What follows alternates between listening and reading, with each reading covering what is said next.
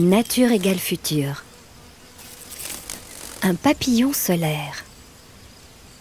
Il existe dans la nature plus de 100 000 espèces de papillons et on pense à tort que cet insecte est très fragile.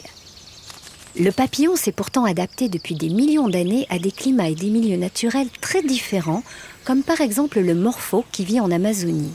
Le secret de son incroyable couleur bleue réside dans la structure particulière de ses ailes. Cette structure naturelle lui confère de nombreuses autres propriétés qui sont étudiées par une science récente, la photonique.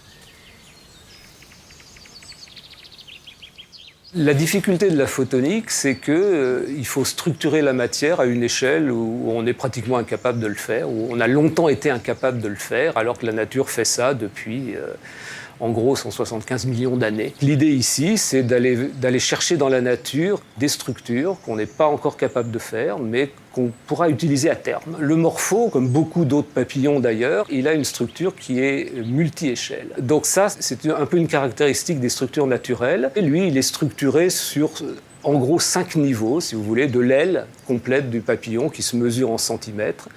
Sur l'aile, il y a des écailles qui se mesurent en centaines de microns.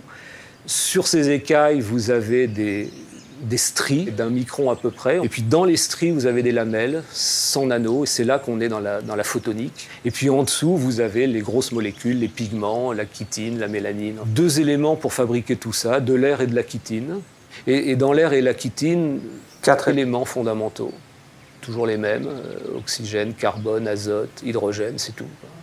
Et avec tout ça, à cause de cette structure, eh bien, on fait de l'optique, de la mécanique, de la thermique. On fait toute la physique avec 3 fois rien, au prix de la complexité. Nous, quand il dépasse 40 degrés, on est mal, mais rien de mortel dans tout ça. Ces animaux-là, si leur température dépasse les 40 degrés parce qu'ils absorbent trop, ils n'ont pas tellement de solutions. Donc ils ont développé une stratégie qui est due à la chitine en particulier. Dès qu'elle est trop chaude, eh bien, elle se met à émettre dans l'infrarouge plus que ne le ferait un autre élément. Donc en fait, c'est absolument extraordinaire. Dès que le papillon est très chaud, il se met à rayonner de l'infrarouge et donc sa température baisse. Et dès que la température baisse, il redevient absorbeur et donc la température monte. Il arrive à se stabiliser à la bonne température qui pour eux est aux alentours de 40 degrés. Donc une auto-stabilisation, si vous voulez, qui est le rêve de tout ingénieur. Nous entrons dans la phase de transition énergétique où nous allons devoir absorber plus d'énergie solaire. Pourtant, la technologie actuelle des panneaux solaires ne leur permet pas encore de résister à de très fortes chaleurs. Donc on va être confronté au même problème que le papillon, que ce soit pour les photovoltaïques ou pour les photothermiques. Alors, pour des raisons différentes, les photovoltaïques, leur rendement, qui n'est déjà pas énorme, diminue quand la température augmente. Une des stratégies serait de les empêcher de devenir trop chauds.